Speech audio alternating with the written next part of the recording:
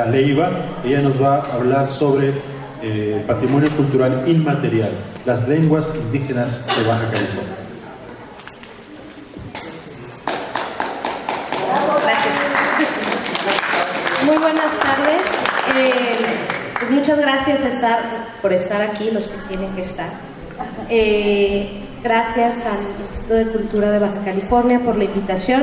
En verdad que es un honor para mí también dar estas pláticas en otros espacios fuera de Ensenada, ¿no? Normalmente nos quedamos en nuestros municipios, aunque sean grandes, pero nos quedamos mucho en nuestros espacios de difusión, de divulgación, y bueno, yo agradezco mucho esta oportunidad de estar participando en el foro aquí en Tecate y en Mexicali el día de mañana.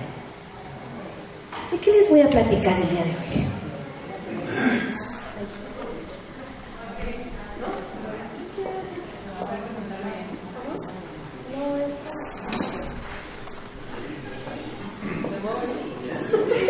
Me falta el control. ¿Alguien me ha quitado el control, por favor? Ahí. No es verdad. Yo prefiero bailar antes que cantar. Pero, ¿sí? ¿No?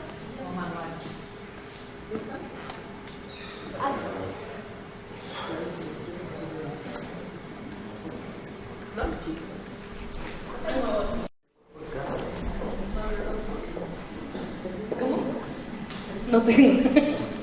Muy bien, el día de hoy vamos a hablar, les quiero platicar un poquito sobre el patrimonio cultural inmaterial y las lenguas indígenas de Baja California. Yo soy lingüista, o estudié lingüística, y trabajo en el Instituto Nacional de Antropología e Historia desde hace 7 años. El 10 de enero cumplo 7 años en Baja California. Me he esforzado por imitar sus patrones de comportamiento. La lengua todavía no me sale la variante dialectal del español de Baja California, pero lo estoy. Muy bien, entonces me he dedicado a estudiar las lenguas nativas del estado, principalmente la lengua Puméa. Y creo que algunos de ustedes ya han escuchado, pues, no es esta misma presentación, no hago refritos, solo retomo ideas que ya he hecho. ¿Otra vez? Listo.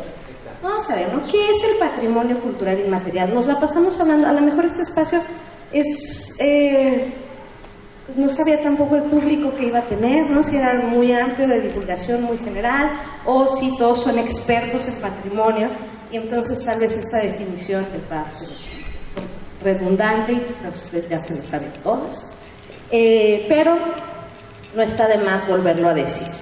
¿Qué es el patrimonio cultural inmaterial? En 2003, la UNESCO decide que había que hacer una reunión especial para, con expertos en el tema, hablar sobre la salvaguardia del patrimonio cultural inmaterial. Entonces se reúnen y ahí están estos textos de la Convención del 2003 y ahí surgen algunas definiciones básicas. Para mí son importantes las definiciones. La perversión de mi profesión indica que el lenguaje, la lengua, las palabras son importantes y hay que empezar definiendo los términos. Entonces tenemos aquí la definición, es muy larga, no se las voy a leer, léanla, ¿no? Se alcanza a ver, lo logran leer. Les puse algunas cosas en negritas. El patrimonio cultural inmaterial son los usos, representaciones, expresiones, conocimientos y técnicas asociados también a los instrumentos, objetos, artefactos, espacios culturales que les son inherentes, que las comunidades, los grupos y en algunas ocasiones los individuos deciden o reconocen como parte de su patrimonio cultural. Si las comunidades, los grupos son los que dicen esto es importante para mí. Este patrimonio cultural inmaterial se transmite de generación en generación. No es algo que se imponga, es algo que se va a transmitir entre los grupos para los que es importante. Y va a generar este sentimiento de identidad y continuidad del grupo, contribuyendo también a la diversidad cultural. Eso le importa a la convención, ¿no? A esta reunión le importa que la diversidad cultural del mundo se mantenga, se preserve.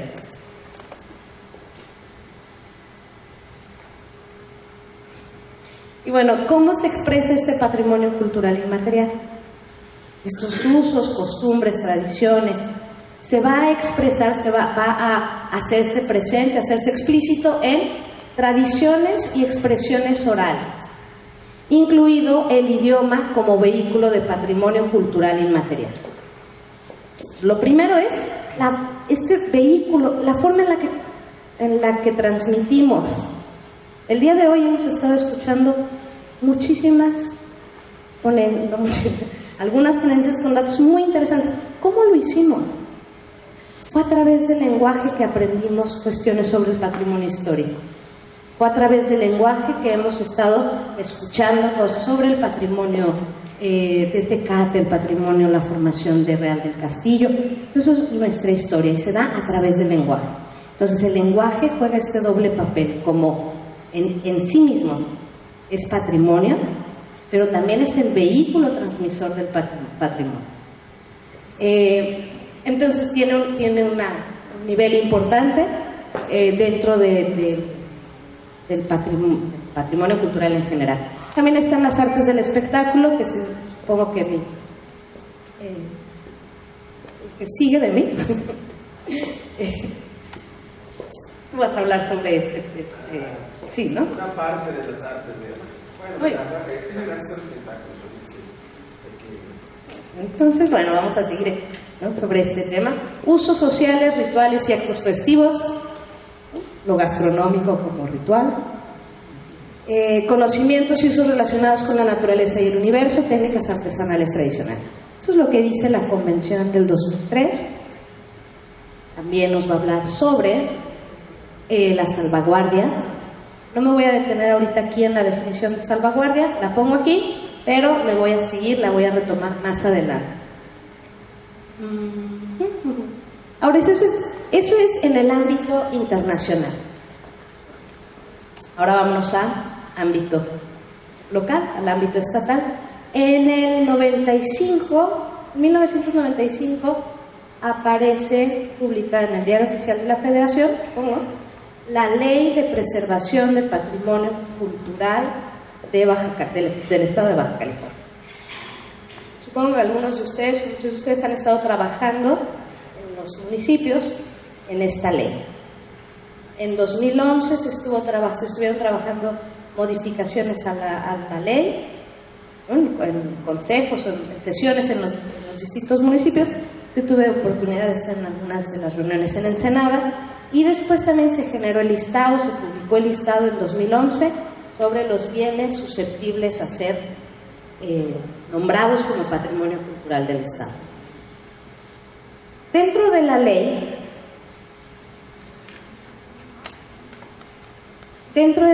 no vamos a encontrar un apartado en la ley que se llame patrimonio cultural inmaterial. Lo que encontramos en la ley es el elemento séptimo, este elemento 7, donde nos habla de valores culturales. Está definiendo, ¿no?, qué es para la ley del Estado, qué son los edificios, qué son los sitios arqueológicos, qué va a ser museos. Hay como, ¿no?, 8 o 9 definiciones. Y entonces dice, están los valores culturales. Y los valores culturales los define esta ley como el conjunto de conocimientos, representaciones, visiones del mundo, cuyas manifestaciones poseen interés desde el punto de vista de las tradiciones, las costumbres, la creación artística e intelectual, y los conocimientos científicos y tecnológicos propios de los habitantes de Baja California. Y dice, y pueden ser los siguientes: manifestaciones de interés cultural. En la ley está la definición, lo estoy poniendo aquí porque me importa más la tercera. Entonces están las manifestaciones de interés cultural, las festividades culturales y los idiomas de Baja California. Así está textual en la ley. Dice los idiomas de Baja California, 2 puntos. El español, los idiomas y dialectos de las etnias de Baja California, los idiomas y dialectos de los migrantes radicados en el Estado, Y por último, también está la toponimia región. Entonces ellos dicen, estos valores culturales se manifiestan en eso, ¿no? El nombre del estado, Baja California, por eso luego se enojaban con que nos digan Baja, ¿no? Voy a Baja, no, Baja California, y es es patrimonio. El nombre del estado es un bien que ya es parte del patrimonio de la región.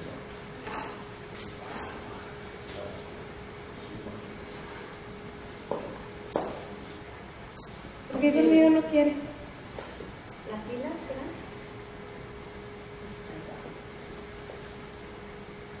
Revisando la lista del 2011, donde salen todas los bienes que están susceptibles a ser nombrados patrimonio, listas en las que hemos trabajado en los distintos municipios, aparecen en el punto séptimo, de valor cultural. Dentro de las listas aparece la lengua cucapá para Mexicali. Para Mexicali aparece la lengua cucapá como un bien susceptible, como una propuesta que hace el español, el chino y el cucapá. En el caso de Tecate, en la lista creo que no aparece nada en el séptimo. ¿No? A ver. Pero no aparece en la lista del 2011. Ahí la traí en el computador. La podemos revisar después. ¿Cómo? Ya está. Disculpen. Bueno, pero en Ensenada aparece la lengua paypay, la lengua quiligua, la lengua cumbia, como bienes susceptibles. Algo de lo que, ¿no?, que estuvimos platicando desde 2011, ¿no? 12 es ¿por qué tendrían que estar en la lista si en el mismísimo artículo 40 de la Ley de Protección al Patrimonio aparece, por disposición de esta ley, queda adscrito, esa palabra siempre adscrito, como patrimonio del Estado, los idiomas de las etnias originarias? Es decir, no tendríamos que tenerlas como listas susceptibles, ya son patrimonio. No van a ser, no es que nombremos no es que tengamos que decir, es que los idiomas tienen que ser nombrados, ya son patrimonio del Estado. El idioma español, yo aquí pondría de Baja California, ¿no? Las variantes dialectales del español los dialectos del español en Baja California, el idioma de las etnias migrantes radicados en Baja California. Después viene toda la lista, ¿no? Digo, todo lo demás. Entonces, estas son las disposiciones legales, ¿no? Está la convención en la UNESCO, después tenemos esta ley de protección del patrimonio. La pila, no sé. En el INAH sí funcionan las cosas, no creen que...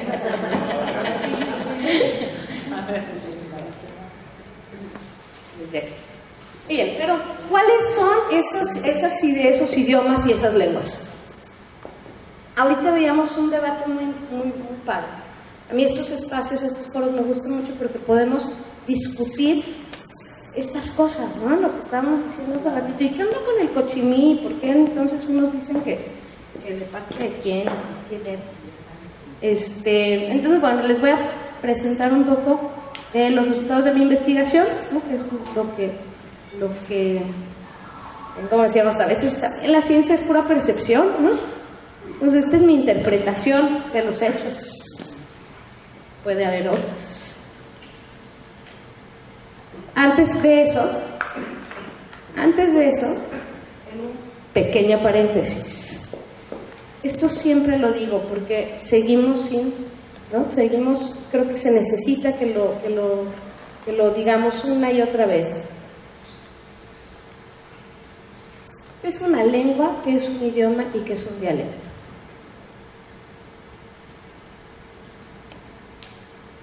¿Alguien?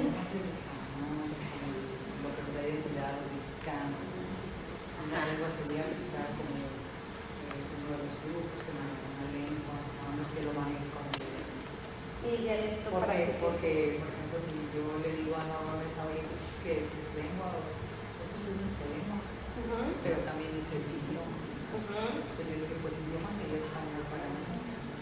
Y eso sería Por el acá, idioma. ¿qué entendemos por lengua, idioma y dialecto?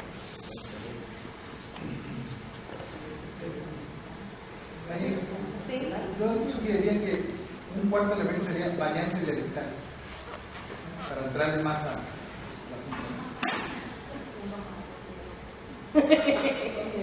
Sí. ¿Alguien? ¿No? Nada. Muy bien. A ver, más general.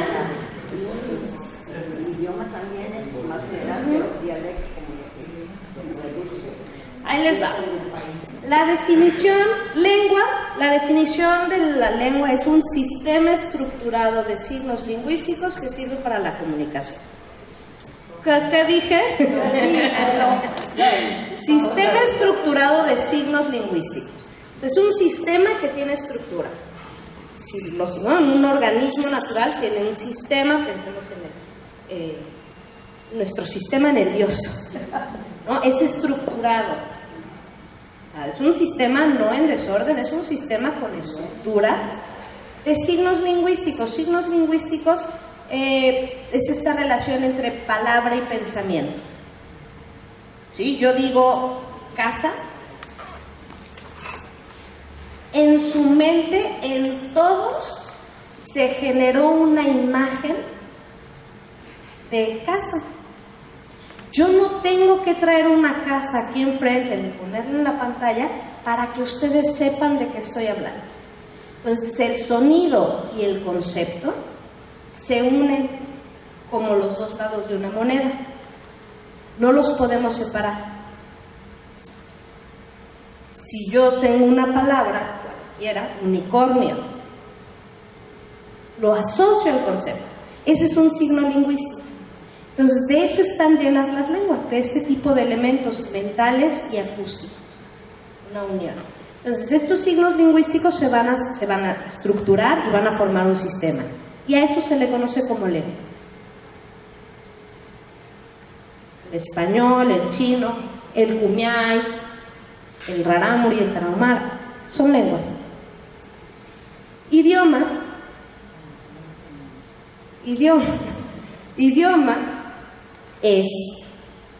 se ha usado como sinónimo a lengua. Vamos a seguirlo utilizando. Idioma se asociaba más con la lengua de una nación. Así lo encuentran definido en el diccionario de la RAE, la lengua de una nación. Entonces, muchas veces las facultades de donde se estudian esas cosas les ponen facultad de idiomas. Y asociamos idioma con una lengua extranjera, como el alemán, el chino, el japonés, el italiano, el francés. Pero idiomas son también el kumiai, el paipai, el náhuatl. Entonces vamos a usar las palabras lengua e idioma casi como sinónimos. Y viene nuestro tercer miembro en discordia. Dialecto. A ver.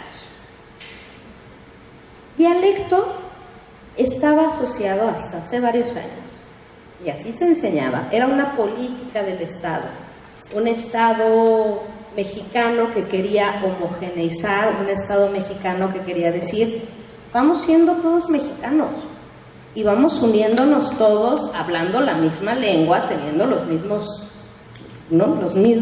símbolos identitarios. Entonces, ese Estado mexicano que quería unir, en los años, la década de los 30, 40, formando la idea de nación después de la Revolución Mexicana. Entonces fue un Estado que le decimos castellanizando.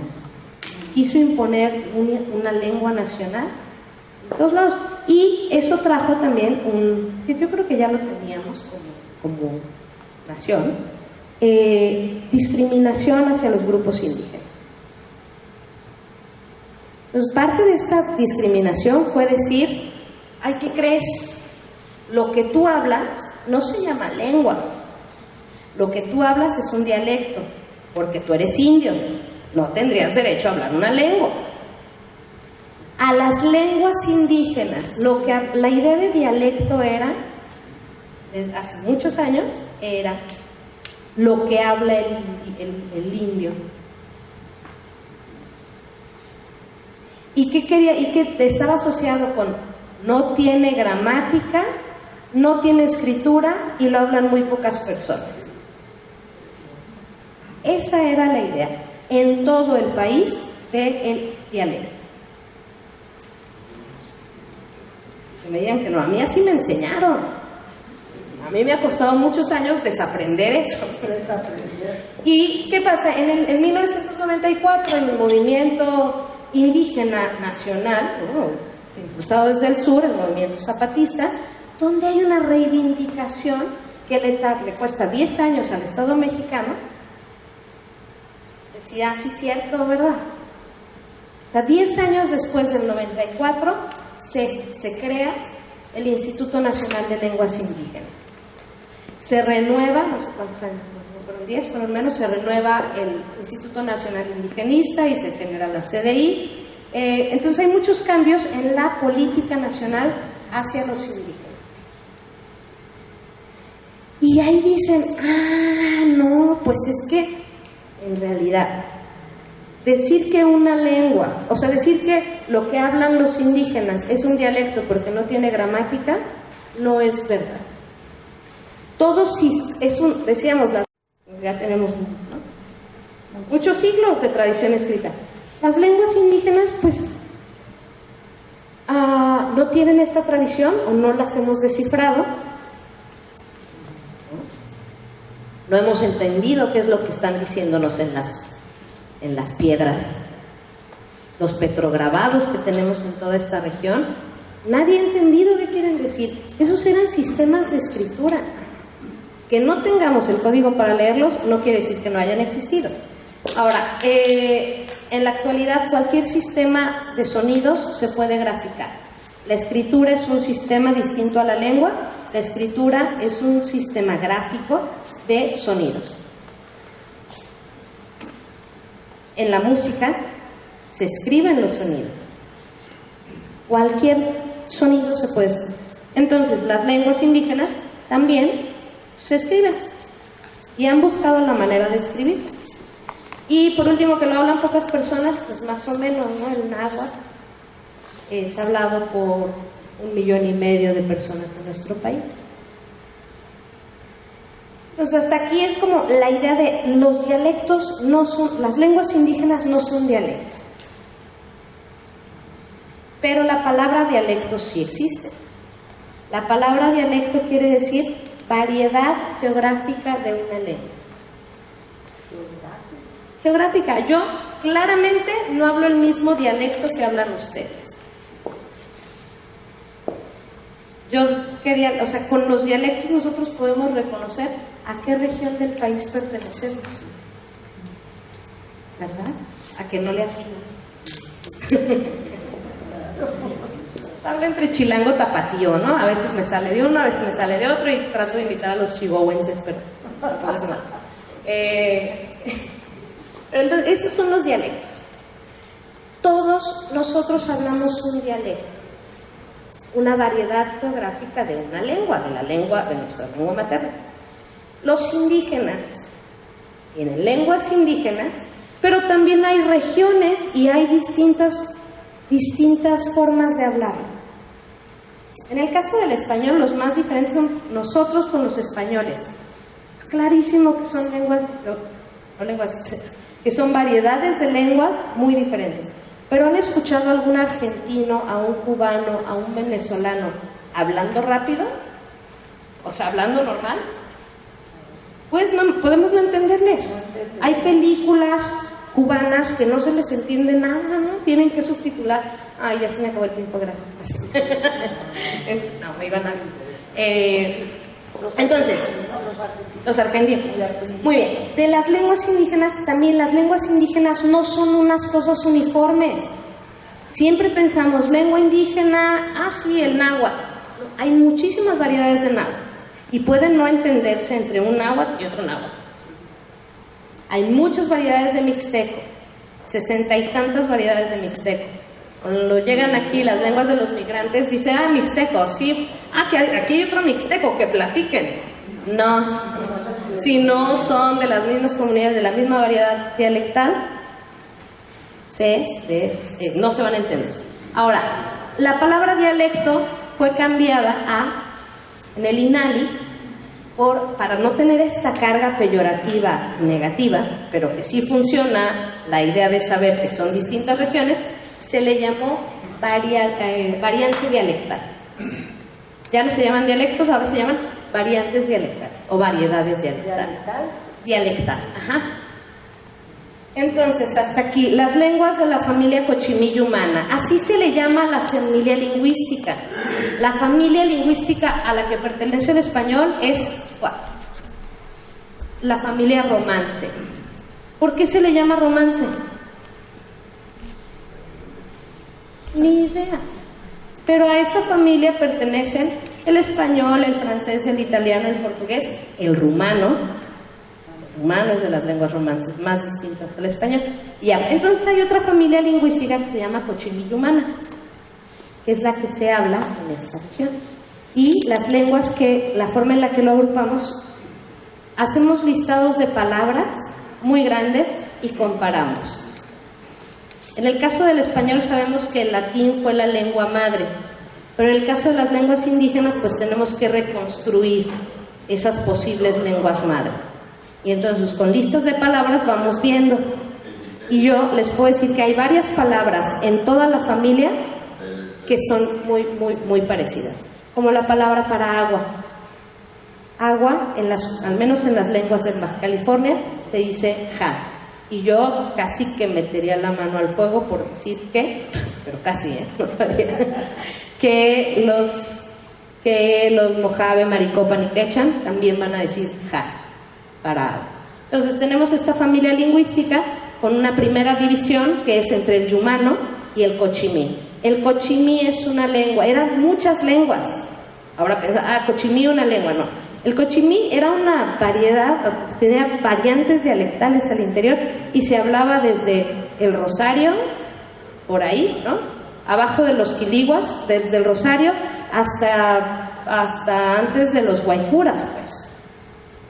Hasta Baja California Sur, ¿sí? Los Cabos, por ahí hay unas discusiones muy interesantes. Entonces imagínense toda esa parte de la península hablada por una lengua que era, pues, que podían ser distintas.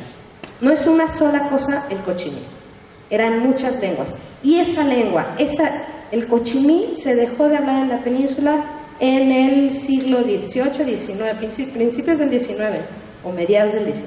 Se dejó de hablar. El último hablante se murió. ¿Qué queda? En la región en esa región hacia el sur de Ensenada, del Rosario, más adelante, quedan algunos recuerdos de algunas palabras por ahí. Queda un vocabulario, un diccionario que precisamente Arnulfo Estrada estaba trabajando para publicar, y queda gente, o sea, cuando se murió el último hablante, no es que se murió el último hablante y ahí quedó y ya, no, ese último hablante tuvo hijos, tuvo nietos, tuvo gente que siguió, ya no hablando de cochimí, pero siguió viviendo en esa zona, siguió teniendo costumbres, siguió teniendo tradiciones, siguió con un patrimonio cultural inmaterial que hasta la fecha ellos están en un movimiento de reivindicación diciendo aquí estamos los cochimí.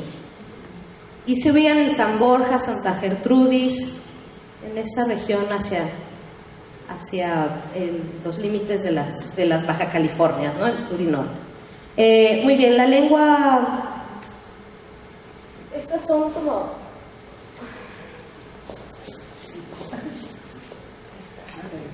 el mapa. Este mapa seguramente lo conoces, ¿no? Se ubican en el mapa. Los puntos moraditos es donde se habla el kumiai, son comunidades asociadas a la lengua kumiai. Distintas lenguas, las variedades dialectales de estas lenguas del kumiai al menos son variedades familiares, por clanes. El clan familiar era importante y entonces se distinguían de otros con cierto uso de algunas palabras o de algunas vocales. ¿no? Era su forma de hablar peculiar. Entonces, bueno, aquí hay Kumiai, aquí hay Cucapá, en Pozas de Arvizo, en Sonora, en Cucapá el Mayor, cerca de Mexicali, y vemos eso, ¿no? Toda esta zona de Kumiai. Más al sur, en Santa Catarina, se habla el paipai y otra lengua que es el coal. El coal casi no aparece en los libros, casi no aparece en ningún lado, pero el coal era una... Estamos viendo esta cadena, ¿no? Kumiai, Kumiai, Kumiai. Pues aquí también había Kumiai. Una familia o dos familias de Kumiai, que después llegaron los paipai. Bueno, esa es una hipótesis, no lo tomen como cierto. Pero una hipótesis es que estaban asentados, no asentados, estaban en movilidad todos los grupos Kumiai, y de repente llegaron los paipai, que están asociados con los Hualapai, Havasupai y Yavapai, Arizona, llegaron aquí. Se pueden entender entre los Yavapai y los paipai, yo lo he visto, nadie me lo contó.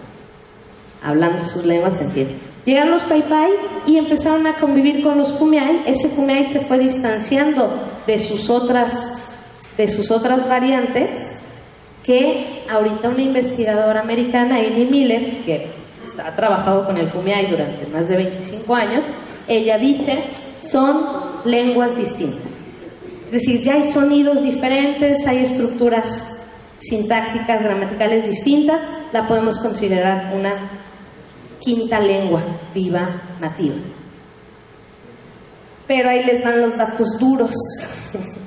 Alguien decía, no, estas cosas hay que preguntarlas en la comunidad. Yo hace 3 días tuve una reunión en San Antonio Neco con miembros de las comunidades y les dije, miren, esto digo de ustedes, díganme si es cierto los números o no. Lo bueno es que había de todas y entonces sí me pudieron decir, yo creo que son más o yo creo que son menos. Para los Kumiai yo siempre señalo que son cerca de 40 hablantes más aprendices. Ser hablante competente de una lengua es poder contar el chisme en esa lengua. Si yo puedo contar un chisme, contar la novela, estar diciendo así, platicándole a alguien lo que pasó en el Facebook, en esa lengua, soy un hablante competente. Y yo entonces digo que hay 40, cerca de 40 personas que tienen ese nivel de Kumiai. Hay muchos más que lo aprenden, hay muchos que lo entienden muy bien. Hay muchas jóvenes de mi edad, más jóvenes, que... No, entiendo algunas cosas, puedo decir que sí, que no, quiero comer, o frases muy, muy básicas, y que no, frases muy, muy básicas, pero bueno, hay mucha gente en las comunidades que les dio pena hablarlo. Pero ¿qué pasa con estas chicas que tienen hijos ahorita? No lo están transmitiendo. Son 40 en las comunidades. Ayer me decía Josefina López Mesa, de aquí de Peña Blanca, ¿no? Josefina me decía, no, Dani, yo creo que son más de 40. Yo le dije, sí, póngame una lista con nombres y apellidos, y entonces le creí. Pero no, son menos de 40. Aunque también luego hay gente que no sabemos, o sea, con la que no hemos trabajado los investigadores y que de repente aparecen y son hablantes. Y muchos hombres que se fueron de borregueros, mantuvieron la lengua y la siguen conservando. Solo que a veces nada más necesitamos un poquito de Tonayan para que aflojen. Bien, de Cucapá también yo calculo 40 personas, la mayoría en Pozas de Arvizo. En Cucapá el Mayor se están acabando. Sí, yo creo que en Cucapá el Mayor, pues doña Inocencia y 2, 3 personas más, ¿no? Sí, con una mano, 5 personas más que hablan la lengua. Santa Catarina, ahí sí la profesora Eloísa González me dijo, yo ya acabo de hacer un censo. Ella como hablante, entonces ella sí, ¿no? Como sí tiene el derecho de dar los números exactos, dice son 63 hablantes. Entonces digamos que el paipai es de las lenguas más sanitas El quiligua es la otra famosa por su número de hablantes, su reducido número de hablantes. 5 hablantes, que son Doña Polita, su hijo el Cheo, Leandro, don José y Leonor. Ajá, esos son como los 5 hablantes que son miembros de las comunidades. Ahí contamos uno más, que es Arnulfo Estrada, hermano de José, que se ha dedicado a estudiar el quiligua desde hace 30 años, 27 años, y lo aprendió, y entonces con él platica, o sea, él platica. Ahí voy. Y entonces, aguas. Algo que estábamos diciendo hace ratito.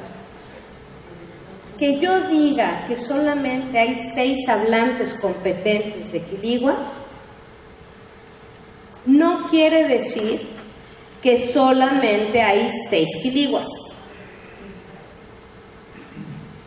No. Que yo diga que hay 40 personas que hablan kumiai, no quiere decir que solamente hay 40 kumiai. No. Lengua y cultura son cosas separadas. La lengua es un elemento más de la cultura. Es una parte, como decíamos, del patrimonio cultural inmaterial. Es una parte muy importante porque es la que lo transmite. Pero si yo no tengo el vehículo, caminando también llego. Ser quiligua, ser paipai, ser kumiai, ser ucapá, actualmente no tienen que ver con hablar la lengua. Tienen que ver con los apellidos, con dónde nacieron. Qué importante es aquí, ¿no? De, los Mesa, sí, pues no, las hermanas Me, muy importante. El territorio, el parentesco y ciertas tradiciones. No hay que romantizar. No todos hacen atole de bellota. No todos bailan, no todos cantan. Los quiliguas se caracterizan por ser vaqueros, y muy buenos vaqueros, mieleros, ¿no? Son, o sea, el vaquero, el ranchero, el vaquero y el indígena se mezclan. Entonces.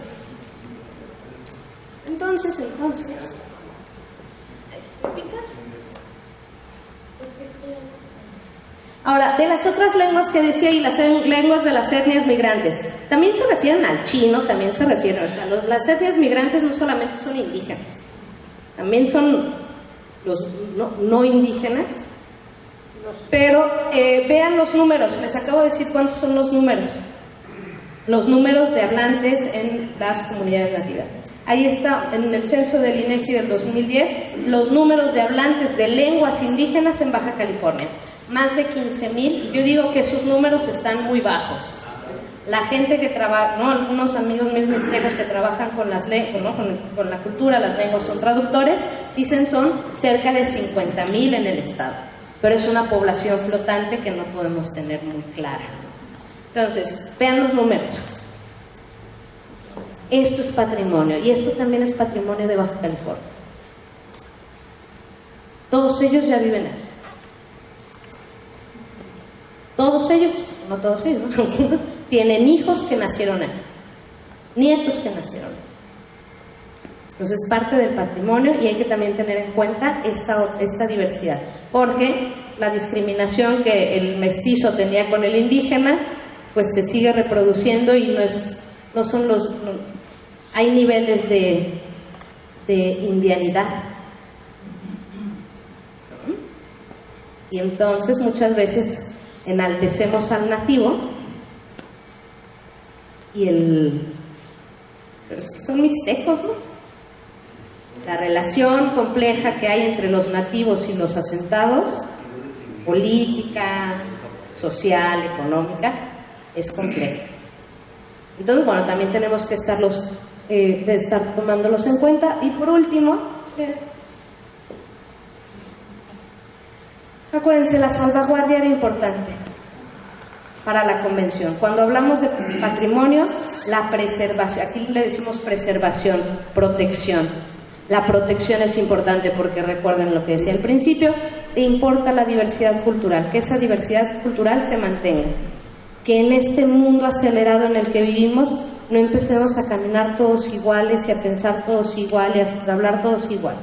Hay una diversidad que sigue enriqueciéndose y que pues, tendremos que apoyar a que continúe.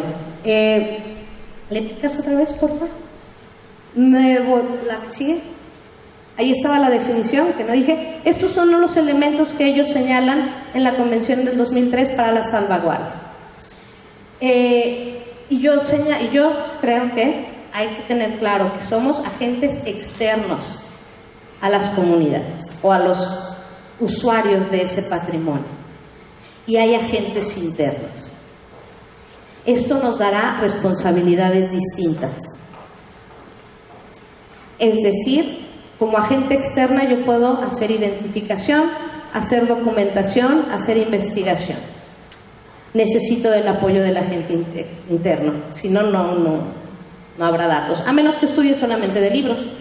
Pero como ya vimos, también hay información contradictoria entre los que escribimos estas cosas.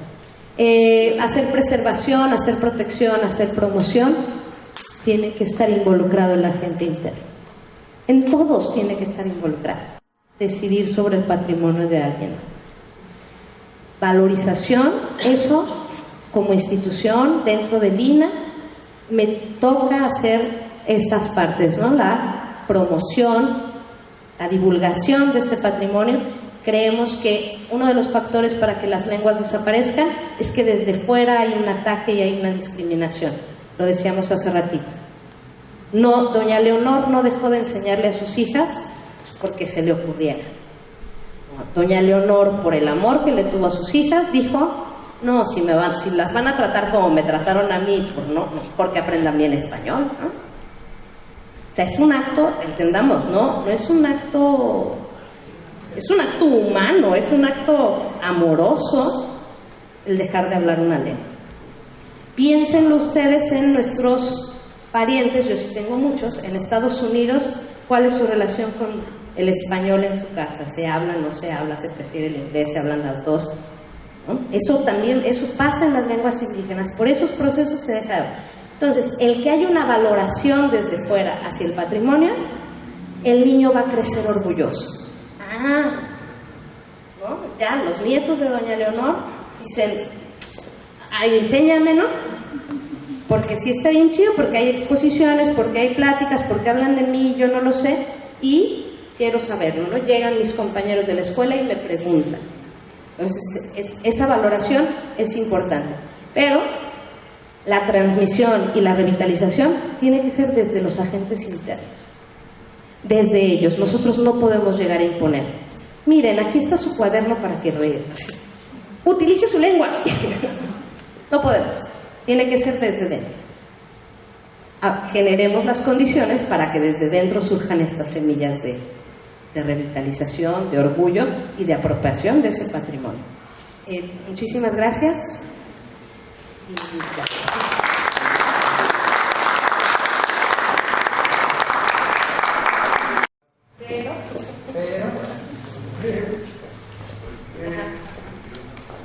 Todos los indígenas son importantes en Baja California, migrantes y originarios, pero como tú lo has dicho, por las condiciones demográficas, sociales, de lengua, de cultura, prioritarios los nativos. Yo creo que las condiciones económicas y sociales de los nativos están mucho más elevadas que de las de los migrantes. ¿No? Métete al Zorrillo, métete a los campos agrícolas llenos de hablantes de triqui, de mixteco, mixteco, mazateco, todas las Baja California es un laboratorio lingüístico y tiene presencia de todas las lenguas del país. ¿Cuántos hablantes tenemos migrantes y cuántos nativos? Ya nos acabo de dar 40, 63, 5. Entonces, una prioridad sería las lenguas originarias, en términos numéricos demográficos. Como digo, el hablar una lengua tiene que ser decisión de ellos, uno no les puede obligar. O sea, yo no puedo obligar a alguien a hablar la lengua. Nosotros con esos números no podemos hacer nada, ¿no? Yo lo que digo es generar las condiciones para que ellos mismos quieran transmitirla. Yo no haría nada en cuestión lingüística, digamos, en las cuestiones, las aproximaciones lingüísticas hacia los mixtecos, hacia estos grupos, son de distinta naturaleza, que es generar intérpretes y traductores, porque muchos de ellos están en la cárcel porque no hubo quien les explicara lo que estaba pasando. Muchos son monolingües. Muchos son monolingües. Entonces, con ellos hay que apoyar en que tengan las condiciones necesarias para que haya traductores en sistemas de salud y de justicia. Pero generar mejores condiciones económicas, yo diría que para todos. Yo sí creo que el migrante está en desventaja. Porque aparte de la grilla, pues también se nos grillan, ¿no? Las instituciones. Pero lo que yo quiero decir al respecto es que si los hablantes nativos son los menos y los inmigrantes son los más, el apoyo desafortunadamente está dándole más importancia a los que emigran, no a los locales, porque las mismas nativas dicen, oye, ellas, haciéndole la relación en serio, tienen escuelas bilingües y nosotros estamos obligadas a mandar a los niños a la escuela de los mexicanos, por decirlo porque el gobierno no ha hecho un esfuerzo por tener una escuela, por decir aquí, que sea solamente para también. A ver, con lo de las escuelas y con Norma, porque eso es un rollo de Norma. Yo lo que he visto es que los que vienen de fuera o nativos migrantes se fortalecen entre sí, agrupándose y solicitando y exigiendo en determinado caso sus derechos en cuanto a que tengo la necesidad de una escuela bilingüe, que es un problema en las escuelas bilingües por las variantes que hay en cada espacio. Sin embargo, ellas exigen que les vaya. Recuerda que hemos estado viendo un boom de escuelas bilingües en Tijuana, de hecho también en Brazo, cosas que solamente se habían focalizado en San Martín. Ahí lo que creo es que las políticas públicas hacia el indígena son federales. Sí, la CDI trabaja a nivel federal. Culturas populares también. ¿Cómo se llama lo de cosas de operación? Los programas operativos, lo que sea, tienen lógicas que están más asociadas con los grupos indígenas del centro del país. Sí, la forma de organización de los mixtecos, de los náhuatl, es distinta a la forma de organización histórica de los grupos del norte. Yo les decía, las variedades aquí son por clan. Históricamente la organización social, política, económica eran familias ampliadas. Las políticas públicas para la atención a los pueblos indígenas están basadas en lógicas del centro del país. Los programas operativos también de educación indígena están basados en esta idea: lengua, grupo indígena, o sea, lengua igual a grupo indígena igual a comunidad. Ahorita lo decía, no, aquí es plurilingüismo, multiidentitario dentro de una sola comunidad. O sea, no hay un uno. Tenemos una comunidad como San José de la Soga, está poblada por al menos 3 clanes, ¿no? 3 apellidos importantes y grandes. Necua por 2. Las políticas públicas deberían tomar eso en cuenta y entonces deberían decir, sí, bueno, ustedes cuántos ubican, así vamos a poner una escuela con estas características. Vamos a hacer programas de apoyo con estas características. El problema es, para hacer una escuela indígena bilingüe o indígena, se necesita un número mínimo de niños hablantes de una lengua indígena. La que sea, no importa, eso les da igual, o sea, ¿no? Son así. No importa, o sea, si tienes triquis, mixtecos, zapotecos, purépechas, todo, bueno, pero ya me juntaste, no sé cuántos son, 50, júntame a 50 niños en México. No existen tienen 50 niños en Ejí. Entonces, no, ese es, o sea, ¿por qué no se le ha puesto escuela en Ejí? Porque no hay el número de población básico para que la federación, el Estado inviertan en poner una escuela. ¿Por qué no? Porque no hay estado también desde hace mucho.